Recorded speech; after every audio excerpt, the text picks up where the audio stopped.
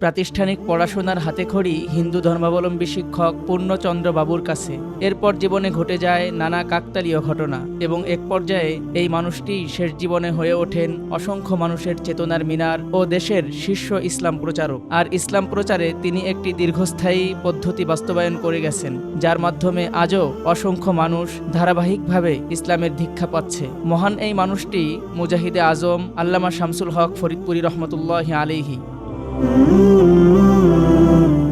1896 সালে বৃহত্তর ফরিদপুর জেলার টুঙ্গিপাড়া উপজেলার গৌহরডাঙ্গা গ্রামে তিনি জন্মগ্রহণ করেন। শৈশবে তার প্রাথমিক শিক্ষার শুরু হয় পরিবারের কাছ থেকেই, আর তার আনুষ্ঠানিক শিক্ষার সূচনা হয় পূর্ণচন্দ্র বাবু নামের হিন্দু ধর্মাবলম্বী একজন শিক্ষকের কাছে। এরপর এক এক করে স্কুল, আলিয়া মাদ্রাসা ও কলকাতার প্রেসিডেন্সি কলেজে পড়াশোনা করেন আল্লামা শামসুল হক ফরিদপুরি রহমতুল্লাহি আলাইহি। কিন্তু সাধারণ শিক্ষা গ্রহণকালেই তিনি ইসলামী শিক্ষার প্রতি প্রবল আগ্রহ অনুভব করেন এবং এক পর্যায়ে তিনি মাদ্রাসায় ভর্তি হন। তিনি যখন প্রেসিডেন্সি কলেজে পড়েন তখন শুরু হয় ব্রিটিশদের বিরুদ্ধে অসহযোগ আন্দোলন। এ সময় তিনি কলেজ ত্যাগ করে হাকিমুল উম্মত মাওলানা আশরাফ আলী থানভী রহমতুল্লাহি আলাইহির সাহচর্যে চলে যান। এরপর তার পরামর্শেই ভর্তি হন সাহারানপুরের মাজাহিরুল উলুম মাদ্রাসায়। পরে দারুল উলুম দেওবন্দে উচ্চশিক্ষা অর্জন করেন। আল্লামা আনোয়ার শাহ কাশ্মীরি, মাওলানা হুসাইন আহমদ মাদানী ও মাওলানা এজাজ আলী রহমতুল্লাহি আলাইহিম এর কাছে হাদিসের পাঠ গ্রহণ করেন। এরপর দেশে আসলে শুরু হয় তার বর্ণাঢ্য কর্মজীবন।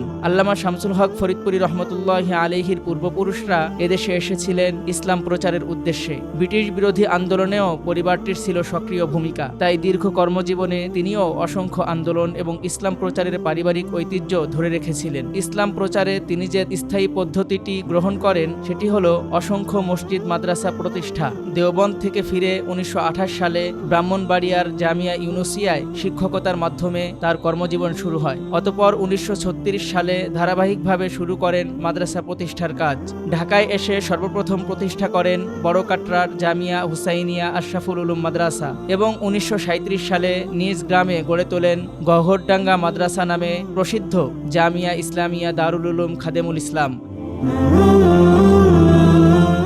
আল্লামা ফরিদপুরি রহমতুল্লাহি আলাইহি এদেশে এসেছিলেন ইসলামী সমাজ ও শিক্ষা বিপ্লবের চেতনা নিয়ে। সে লক্ষ্যে ঢাকায় আরও প্রতিষ্ঠা করেন জামিয়া কুরানিয়া আরাবিয়া লালবাগ এবং জামিয়া আরাবিয়া ইমদাদুল উলুম ফরিদাবাদের মতো বড় দুটি মাদ্রাসা। বর্তমানে ঢাকাকে বলা হয় মসজিদের শহর। বিগত শতাব্দীর মাঝামাঝি থেকে আজ পর্যন্ত ঢাকা সহ সারা বাংলায় যত মসজিদ মাদ্রাসা গড়ে উঠেছে এর পেছনে প্রত্যক্ষ বা পরোক্ষভাবে আল্লামা শামসুল হক ফরিদপুরি রহমতুল্লাহি আলাইহির ভূমিকা অনস্বীকার্য। কারণ তার ইন্তেকালের পর যে মাদ্রাসা ও মসজিদগুলো প্রতিষ্ঠিত হয়েছে সেগুলোর বেশিরভাগের প্রতিষ্ঠাতাদের তালিকায় তার সরাসরি শিষ্য বা ভাবশিষ্যদের নাম রয়েছে, যারা এক সময় আল্লামা ফরিদপুরি রহমতুল্লাহি আলাইহির প্রতিষ্ঠিত মাদ্রাসা কিংবা তার ছাত্রদের থেকে শিষ্যত্ব গ্রহণ করেছেন। তার উল্লেখযোগ্য শিষ্যদের মধ্যে ছিলেন শাইখুল হাদিস আল্লামা আজিজুল হক, মুফতি ফজলুল হক আমিনী এবং চরমনায়ের মরহুম পীর মাওলানা সৈয়দ মুহাম্মদ ফজলুল করিম রহমতুল্লাহি আলাইহিম।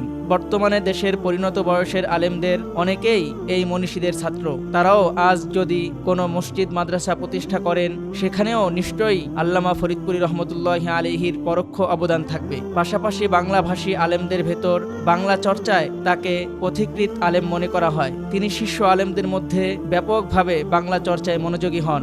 ইসলামের বহুমুখী এই সেবক অসংখ্য বইও লিখেছেন। তাফসিরে হক্কানি ও ভুল সংশোধন তার অমর কীর্তি। 1969 সালের 21 ফেব্রুয়ারি মহান এই মনীষী ইন্তেকাল করেন। গহরডাঙ্গা মাদ্রাসা চত্বরে তাকে সমাহিত করা হয়। আল্লাহ তাকে জান্নাতের উচ্চ মর্যাদা দান করেন, আমিন।